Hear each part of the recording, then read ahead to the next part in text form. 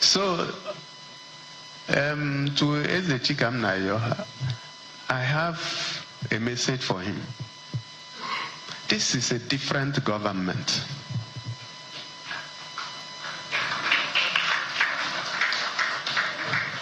And my response to his request that came at the beginning of this administration remains the same.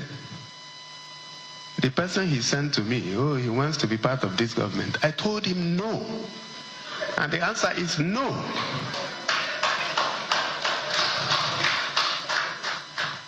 So we have followed him. He has been part of every government from 1999. In 2007, he started blackmailing the governor at that time, and they called him and gave him a job. If he likes, let him hang on a transformer. This government will not call him. So he said I should do a video. I checked the records and I found that about 5 or 6 schools are being done in Umunochi as we speak. He should come home and see them if he's not afraid of coming home. I shouldn't do a video. Why should I do a video and prove to him that I'm working in his local government? No, he should come. He should not stay in Abuja. And if he comes, please, somebody should also tell him not to forget to also visit the university where he claimed he read law. I'm also working there. Okay? And to the people that sent him, first of all, they sent the wrong person. A man without credibility, you don't need to send him to go and talk about it. You need to, and in any case, they may not have found a man with credibility to come and talk rubbish. Okay, Mr. Chikanayo, we wanted those words to come directly from the governor. So just for reference, he said you lack integrity. He said you're a serial blackmailer, that this is your forte in getting attention of government to call you for the job. What's your response? My response, my dear brother, is that I will refuse to be distracted. Governor Otti occupies a very important position, the position of governor of Abia State. And that position requires some level of maturity and conduct.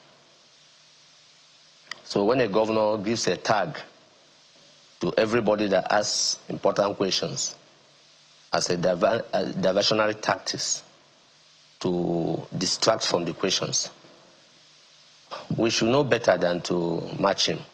Number one, I didn't send anybody to him. I've challenged him. This person has a name.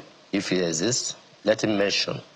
Number two, I've not communicated with him either by text, WhatsApp, call from 2019 to date. This technology, let him prove. In law, we say, he who asserts must prove. So let's quickly leave that diversionary tactics. It's a deliberate. The governor was being deliberately dishonest and deliberately diversionary so that you and everybody listening to him will think it's all about Chikamnayo. So we'll not do that. We'll not succumb to that. So what exactly are you saying against the government? Because he listed, I'm trying to get back to some of the things I put out.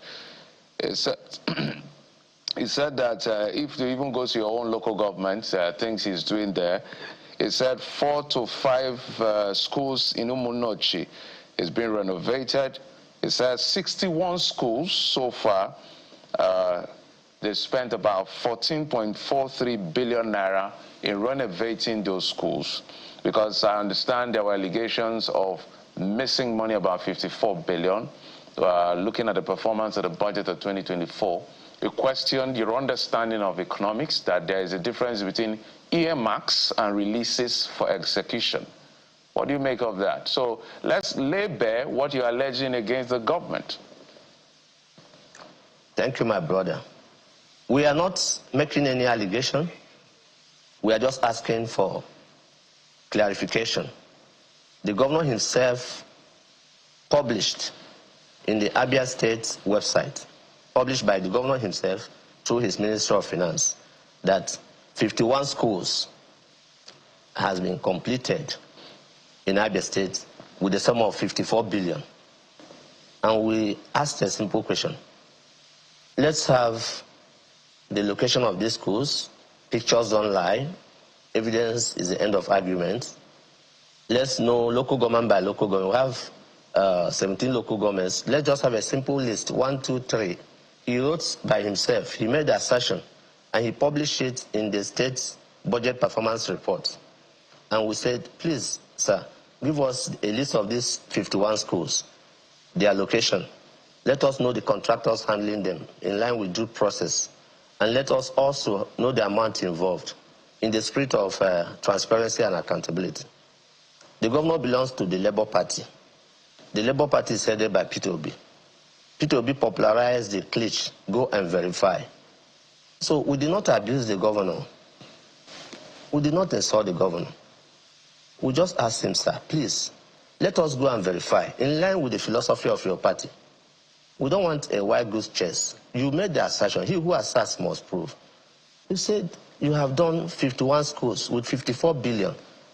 And let me clarify something very important, so that the governor doesn't pull the wool over the eyes of people as he's trying desperately to do. There is a difference between budget proposal sent to the House of Assembly, which is can vary, and budget performance reports, which warehouses expenditure already done that is sent to the Federal Ministry of Finance. As requested, this started with Okonjo-Iweala, that some of these governors, local government chairmen, the monies that go to them, you don't know how it's spent. So every quarter in the SEFTA's platform is State Financial Transparency, Accountability and Sustainability Program. Every government uploads what they have done. Budget performance. Budget proposal is different from budget performance. Proposal is intention. Performance is expenditure already done.